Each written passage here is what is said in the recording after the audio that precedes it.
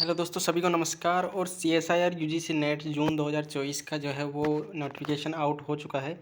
इस वीडियो में मैं आपको पूरी जानकारी दूंगा, इसकी एलिजिबिलिटी, इसकी इम्पोर्टेंट डेट, इसकी रजिस्ट्रेशन फ़ीस और एग्ज़ाम कब होगा, उन सब के बारे में। देखिए, NTA जो है उस एग्ज़ाम को कंडक्ट करवाता है। इसके अलावा कंप्यूटर बेस्ड जो है ये टेस्ट होता है। अब इसकी इम्पोर्टेंट डेट्स की बात करें तो ऑनलाइन रजिस्ट्रेशन जो है इसके 1 मई से 21 मई तक स्टार्ट हो गए हैं। 1 से 21 मई तक इसके फॉर्म ऑनलाइन आपको अप्लाई करना होगा NTA की वेबसाइट csirnet.nta.ac.in पर जाकर। इसके बाद आप ट्रांजेक्शन कर सकते हैं 22 से 23 मई तक। मतलब आप फॉर्म भर के रख लें और मतलब तब तक ट्रांजेक्शन कर सकते हैं 23 तक। इसके लिए फ़ीस की बात करें तो जनरल कैटेगरी के लिए 1150 रुपये, जनरल EWS OBC NCL के लिए 600 रुपये और रिज़र्व कैटेगरी के लिए 325 रुपये इसकी जो है फ़ीस रखी गई है। इसके बाद इसकी करेक्शन विंडो जो है वो 25 मई और से 27 मई तक चलेगी। 3 दिन इसकी करेक्शन होगी। सेंटी इंटिमिनेशन स्लिप और एडमिट कार्ड और ये सब जो है एडमिट कार्ड, ये सब जो है बाद में अनाउंस कर दिए जाएंगे वेबसाइट पर। मोड ऑफ एग्जामिनेशन होगा, कंप्यूटर बेस्ड टेस्ट होगा और पैटर्न ऑफ एग्जामिनेशन होगा और MCQ क्वेश्चन होंगे, ऑब्जेक्टिव टाइम। 180 मिनट का ये एग्ज़ाम होगा। इसकी डेट ऑफ एग्जामिनेशन है वो 25, 26, 27 जून है। देखिए, और इसकी टाइमिंग है वो बाद में अनाउंस की जाएगी और इसकी शिफ्ट और सेंटर वो भी बाद में अनाउंस किए जाएंगे। इसके बाद इसकी आंसर की और रिकॉर्डेड रेस्पॉन्स और रिजल्ट बाद में अनाउंस किया जाएगा। उसके लिए भी वेबसाइट csirnet.nta.ac.in या www.nta.ac.in रहेगी। ठीक है। इसके अलावा अगर आप फॉर्म भरने के स्टेप्स की बात करेंगे तो सबसे पहले स्टेप में आपको अपने आप को रजिस्टर करना है ईमेल आईडी और मोबाइल नंबर के थ्रू। उसके बाद आपको दूसरे फॉर्म में मतलब दूसरे स्टेप में आपको अपनी इन्फॉर्मेशन डालनी है, आपकी फ़ोटोग्राफ, आपके सिग्नेचर वगैरह अपलोड करने हैं। ठीक है। उसके अलावा आपको जो कैटेगरी सर्टिफिकेट है वो अपलोड करना है। और अगर आप और किसी कोटे से हैं PWD वगैरह से तो वो आपको सर्टिफिकेट अपलोड करना है। इसके अलावा अपनी जो इन्फॉर्मेशन है वो आपको देनी है, आपकी ग्रेजुएशन की, आपकी 10th 12th की, आपका एड्रेस वगैरह वो सब। इसके बाद थर्ड स्टेप में आपको net banking, debit card, credit card और UPI के थ्रू आपको पेमेंट कर देना है। इसके बाद आपका जो कन्फर्मेशन पेज है वो डाउनलोड हो जाएगा, उसको आपको सेव करके रख लेना है। इन 3 स्टेप को पूरा करने के बाद ही आपको आपका जो फॉर्म है वो सक्सेसफुल माना जाएगा। ठीक है। और आपके लिए देखिए कौन कौन सी इन्फॉर्मेशन पूछी जाएगी कि आपका नाम, contact detail, address, category, PWD status, educational qualification detail, date of birth, exam city choice और ये सभी जो आपकी भरी जाएगी वो फाइनल मानी जाएगी। ठीक है। इसके बाद आपको इसमें कोई चेंज नहीं किया जाएगा, केवल कुछ चीज़ें होती हैं जिनमें आपके चेंज किया जा सकता है। ठीक है। तो आप सही से अपना फॉर्म भरें और रेगुलर आप अपडेट के लिए NTA की वेबसाइट पर विजिट करते रहें। ठीक है। और एग्जामिनेशन सेंटर पर आपको क्या क्या लेके जाना है, admit card with self declaration undertaking, जो एडमिट कार्ड के अंदर ही प्रिंट होके आता है उसको फिल करके लेके जाना है। ट्रांसपेरेंट बाल पॉइंट पेन लेके जा सकते हैं जो ट्रांसपेरेंट हो। एडिशनल फ़ोटोग्राफ, ठीक है, जो सेम होना चाहिए आपके एप्लीकेशन फॉर्म के जैसा।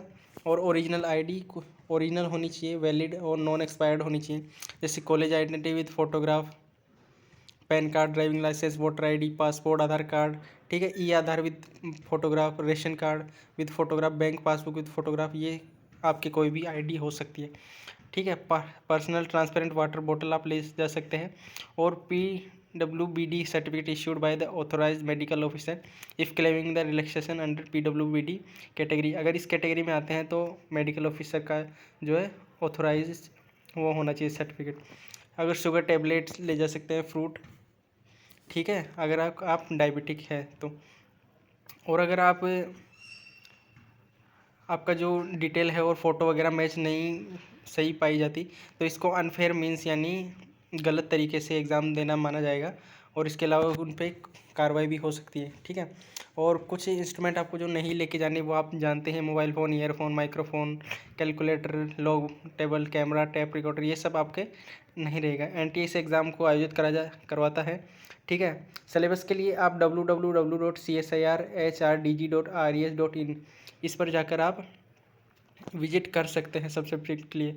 अब देखिए इसमें भी 3 कैटेगरी रखी गई है। आप जेआरएफ के लिए क्वालिफाई हो सकते हैं, आप असिस्टेंट प्रोफेसर के लिए क्वालिफाई हो सकते हैं कैटेगरी 1 में, और पीएचडी एडमिशन के लिए आप एलिजिबल होंगे। ठीक है, कैटेगरी 2 में आप जेआरएफ नहीं ले पाएंगे, लेकिन आप असिस्टेंट प्रोफेसर और पीएचडी एडमिशन के लिए एलिजिबल होंगे। कैटेगरी 3 में आप एडमिशन ओनली पीएचडी में एलिजिबल होंगे, आपको ना जेआरएफ मिलेगा, ना आप असिस्टेंट प्रोफेसर के लिए एलिजिबल होंगे। ठीक है, और इसके अलावा कैटेगरी 2 और कैटेगरी 3 से आपको एडमिशन एंट्रेंस के थ्रू मिल जाएगा। ठीक है,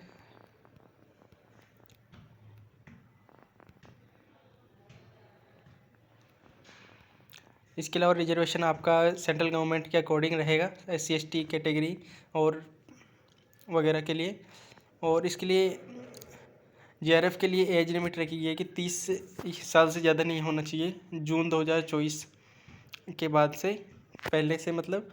और रिलैक्सेशन दिया गया है कैटेगरी को। और असिस्टेंट प्रोफेसर के लिए कोई एज लिमिट नहीं है, पीएचडी में एडमिशन के लिए कोई एज लिमिट नहीं है। ठीक है, सिर्फ जेआरएफ के लिए एज लिमिट है। डिटेल ऑफ एग्जामिनेशन की बात करें तो CBT मोड होगा, पैटर्न ऑफ क्वेश्चन पेपर होगा, टोटल क्वेश्चन होंगे पार्ट ए में 20 क्वेश्चन होंगे, आपको अटैम्प्ट 15 करने हैं। ठीक है, 40 क्वेश्चन होंगे पार्ट बी में, आपको 35 अटैम्प्ट करने हैं। ठीक है, 2 मार्क्स का होगा। पार्ट सी में आपके 60 क्वेश्चन होंगे, उसमें से 25 अटैम्प्ट करने हैं और 4 मार्क्स का ये क्वेश्चन होगा। टोटल आपके 120 क्वेश्चन होंगे, जिसमें से आपको 75 अटैम्प्ट करने हैं और 200 मार्क्स का ये पूरा क्वेश्चन होगा। नेगेटिव मार्किंग भी रहेगी 0.5 1/4 यानी नेगेटिव मार्किंग रहेगी, यानी आप 4 क्वेश्चन गलत करते हैं और एक सही करते हैं 4 नंबर वाले में जो पार्ट सी है, तो एक आपका मार्क्स कट जाएगा। ठीक है, ये केमिकल साइंस के लिए। बाकी आप अर्थ ऑस्मिक एंड प्लानेटरी साइंस के लिए चेक कर सकते हैं, आप लाइफ साइंस के लिए चेक कर सकते हैं। ठीक है,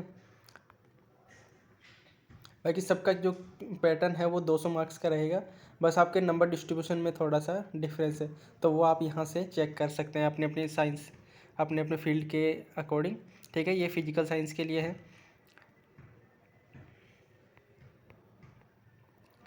इसके अलावा मीडियम ऑफ एग्जामिनेशन जो है बाईलैंग्वेज होगा, हिंदी और इंग्लिश कैंडिडेट। ठीक है, आपको अपने मतलब जो एप्लीकेशन फॉर्म है उसमें भी मेंशन करना होगा कि आप कौन से उसमें एग्ज़ाम देना चाहते हैं।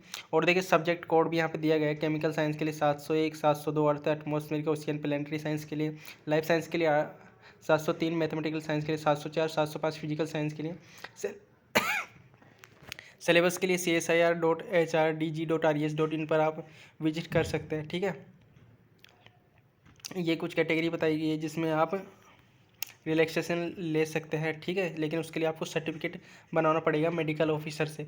रेगुलेशन एप्लीकेशन प्रोसेस में आपको बता दिया कि आपकी जो कैंडिडेट फ़ोटोग्राफ है 10 से 200 KB तक होना चाहिए। कैंडिडेट का सिग्नेचर रनिंग हैंड में होना चाहिए। रनिंग हैंड थोड़ा मतलब भागता हुआ 4 से 30 KB तक का ये चलेगा। ठीक है, इसके अलावा मैं आपको अगले वीडियो में बताऊंगा कि आप अपना फॉर्म कैसे भर सकते हैं। कैटेगरी सर्टिफिकेट आपका 50 से 300 KB तक होना चाहिए। रिजल्ट अवेटेड जो बच्चे फॉर्म लगाएं जो अपीयरिंग है MSc में है ना, वो 50 से 500 KB तक का होना चाहिए। PWD सर्टिफिकेट अगर एप्लीकेबल है तो 5 से 300 KB तक होना चाहिए, है ना। ठीक है, उसके फ़ोटोग्राफ का आपको बताया कि 10 से 200 KB तक का आपका फ़ोटोग्राफ होना चाहिए। और देखिए फ़ोटोग्राफ में आपका 80% जो है वो चेहरा दिखाई देना चाहिए।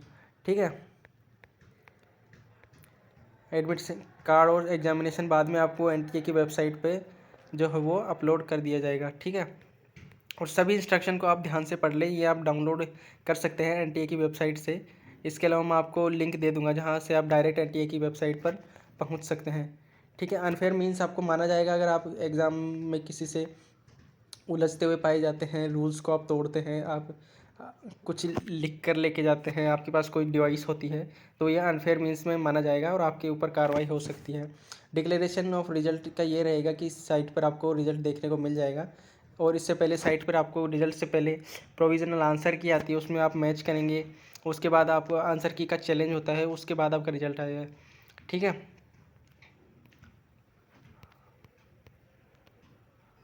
और कोई भी अगर आप लीगल एक्शन लेते हैं तो सब कुछ जो हो जुडिशन ऑफ दिल्ली न्यू दिल्ली का जो है वो वहाँ पे रहेगा, मतलब कोई भी कार्रवाई करते हैं तो उसका जो न्यायालय वो रहेगा वो दिल्ली रहेगा।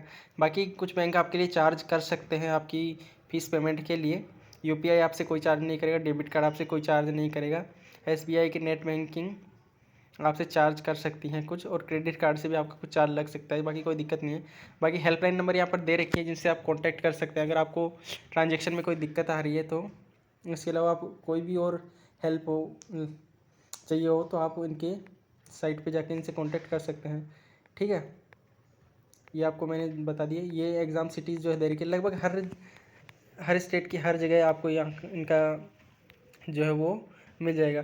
इसके अलावा आप लोग रिज़ल्ट अवेटेड सर्टिफिकेट देखिए, ये जो आपका रिज़ल्ट अवेटेड है इसको आपको फिल करके अपने एचओडी से साइन करा के इसको अपलोड करना अपने रिज़ल्ट में। इसके अलावा आपकी कैटेगरी के लिए SC ST सर्टिफिकेट दे रखा है यहाँ पे, EWS का सर्टिफिकेट दे रखा है। किस तरह से फॉर्म भरा जाता है उसका वीडियो मैं अगले पार्ट में बनाऊँगा। Thank you.